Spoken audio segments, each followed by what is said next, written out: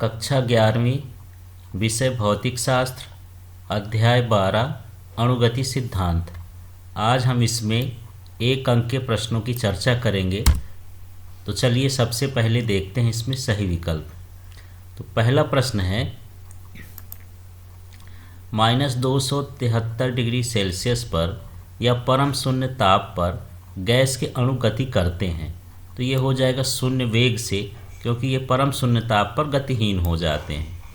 इसके बाद दूसरा है, कम ताप पर आदर्श गैस नियम से विचलन किस कारण से होता है। तो अणुओं का आयतन नगण्य नहीं माना जा सकता है। अणुगति सिद्धांत के अनुसार हम उनका आयतन नगण्य मान लेते हैं, लेकिन इनका आयतन नगण्य नहीं माना जा सकता, इसलिए विचलन होता है। तो इसका ये सही है।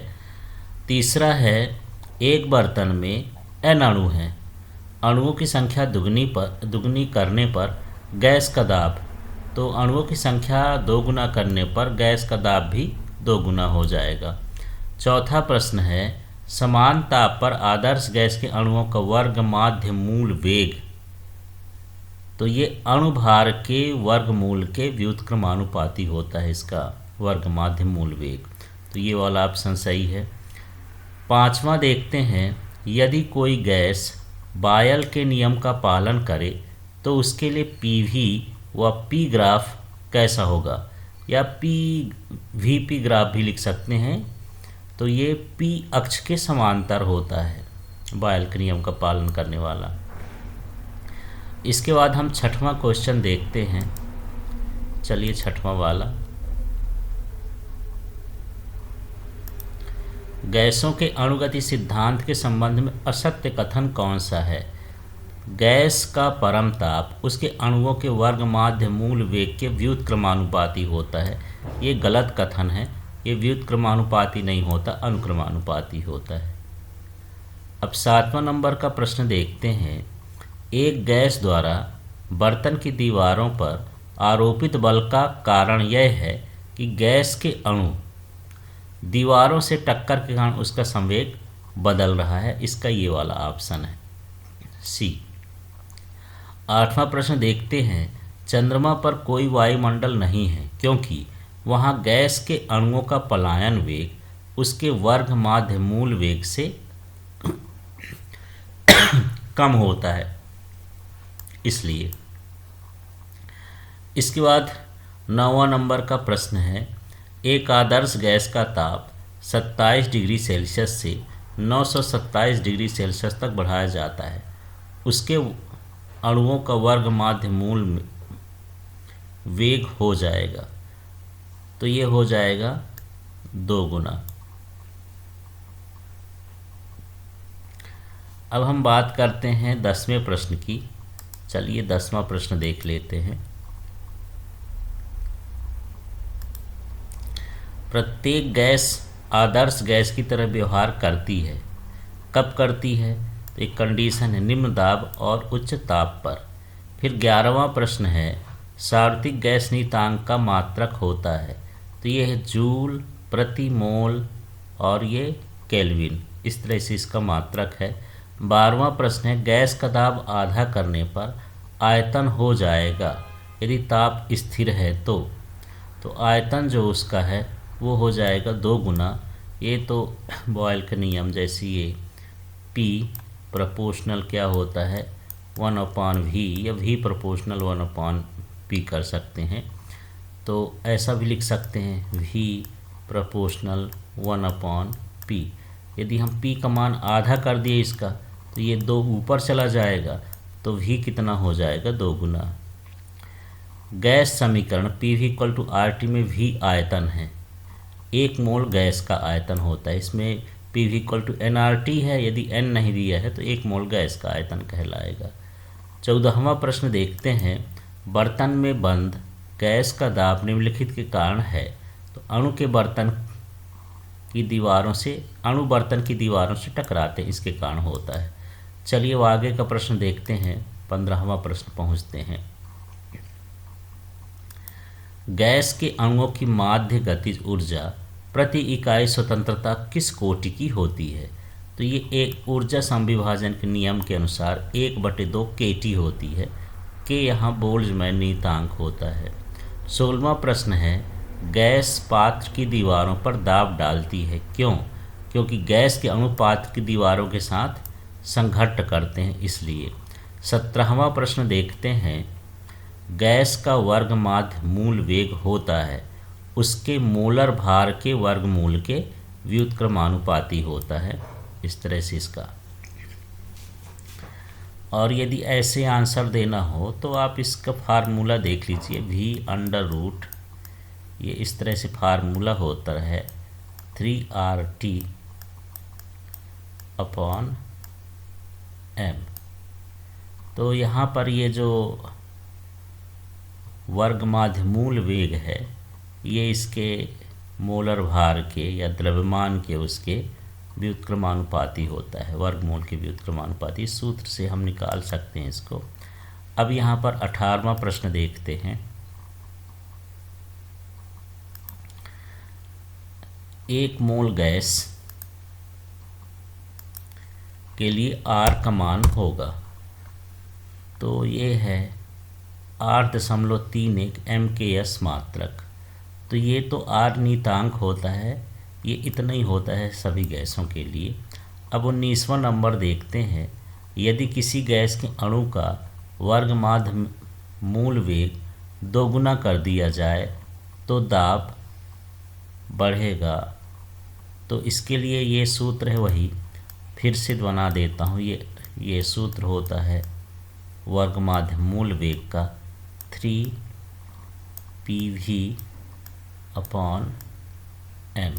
तो यहाँ पर जो ये वर्गमाध्य मूल वेग का संबंध इससे है, ये तो ये दाब के क्या होता है, वर्गमूल के अनुक्रमानुपाती होता है। अर्थात यदि ये इसका मान बढ़ेगा तो इसका मान भी क्या होगा, बढ़ेगा। बॉयल का नियम लागू होता है, तो ये समतापी प्रक्रम में होता है। हम वहाँ पर लगाते हैं स्थिर ताप पर, फिर बॉयल का नियम बोलते हैं कि उसका आयतन, गैस का आयतन उसके दाब के समानुपाती होता है, तो ये समतापी प्रक्रम पर लागू होता है।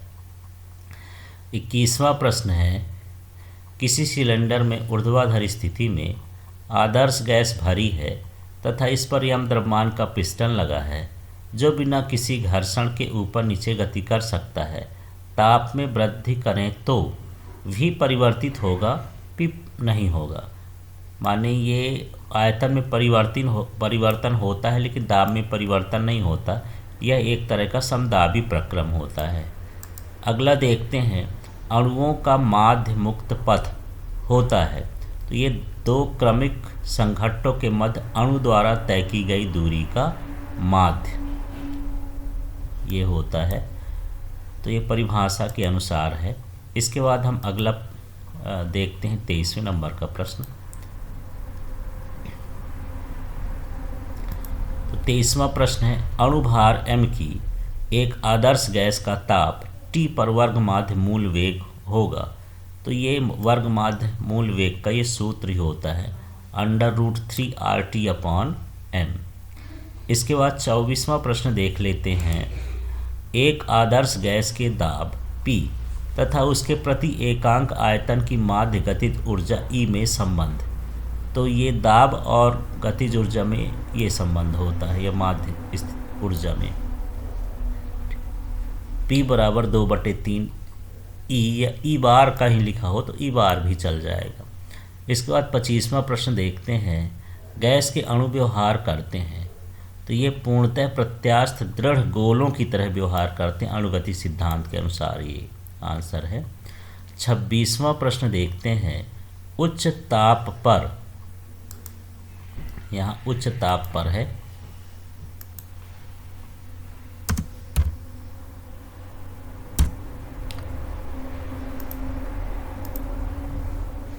उच्च ताप पर द्विपरमाणु गैस अणु की स्वतंत्रता कोटि होती है। तो ये कितनी होती है, 7 कोटियाँ होती हैं द्विपरमाणु गैस की उच्च ताप पर। अब 27वां प्रश्न है, साधारण ताप प्रत्येक ठोस की मोलर विशिष्ट ऊष्मा होती है। तो साधारण ताप पर मोलर विशिष्ट ऊष्मा ठोस की 2 कैलोरी प्रति मोल केल्विन होती है। इसके बाद हम 28वां प्रश्न देखते हैं। द्विपरमाणु गैस की विशिष्ट ऊष्मा होती है। तो ये विशिष्ट ऊष्मा का जो अनुपात होता है यहाँ 1.4 होता है। तो इस तरह से यहाँ पर लिख सकते हैं।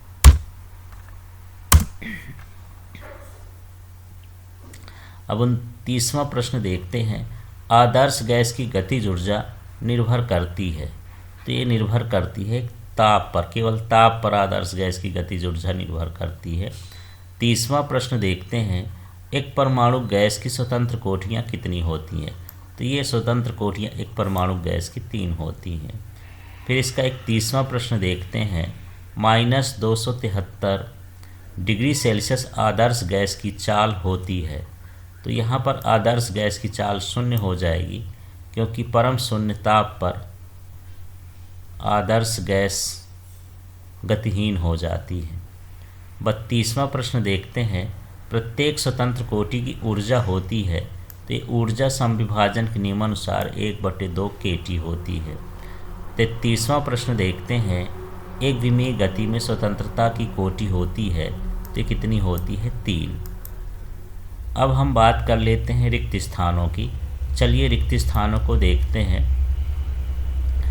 गैस अणुओं द्वारा पात्र की दीवारों के प्रति इकाई क्षेत्रफल को दिया संवेग गैस के खाली स्थान के बराबर होता है। तो ये दाब के बराबर होता है। फिर दूसरा प्रश्न है।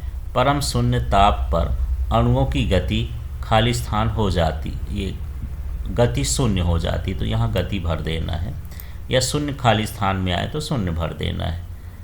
ये किस ताप पर है? परम शून्य ताप पर ये गतिहीन हो जाते हैं, तो उनके गति का मान शून्य हो जाता है। तीसरा प्रश्न है। कोई कण स्वतंत्रता पूर्वक जितनी दिशाओं में गमन कर सकता है उसे उसकी खाली स्थान कहते हैं। तो ये स्वतंत्रता की कोटि कहला जाएगा। चौथा प्रश्न है। प्रत्येक स्वतंत्र कोटि से संलग्न गतिज ऊर्जा का मान होता है। तो 1/2 kT होता है प्रत्येक कोटि के लिए गतिज ऊर्जा का मान। 5वां प्रश्न है। स्थिर दाब पर गैस के निश्चित द्रव्यमान के ताप को 1 डिग्री सेल्सियस बढ़ाने पर उसका दाब 0 डिग्री सेल्सियस के दाब का 1/273वां भाग बढ़ जाता है। तो यहाँ पर हमको ये भरना था 1/273वां भाग। इसको हमको यहाँ पर ये खाली स्थान में आया था, इसको हमको देखना है। 6वां है। गैस के अणुओं की गतिज ऊर्जा परम ताप के अनुक्रमानुपाती होती है। तो यहाँ पर ये अनुक्रमानुपाती हमको भरना है। एक परमाणु गैस में प्रत्येक अणु की कुल स्वतंत्र कोठियाँ खाली स्थान होती हैं। तो इसमें हो जाएगा 3। गैस के अणुओं की तापीय यादृच्छिक गति को ब्राउनी गति कहते हैं। एक विमीय गति में स्वतंत्रता की कोटि खाली स्थान होती है, 3 होती है। चार्ल्स नियम समदाबी प्रक्रम पर लागू होता है। तो यहाँ समदाबी हो गया। इस तरह से हमको खाली स्थान करना है। चलिए अगला देखते हैं जो सही जोड़ी का प्रश्न है। तो इसमें देख लेते हैं सही जोड़ी कैसे मिलाएंगे। गैस का दाब। तो गैस का दाब के सूत्र ये होता है 1/3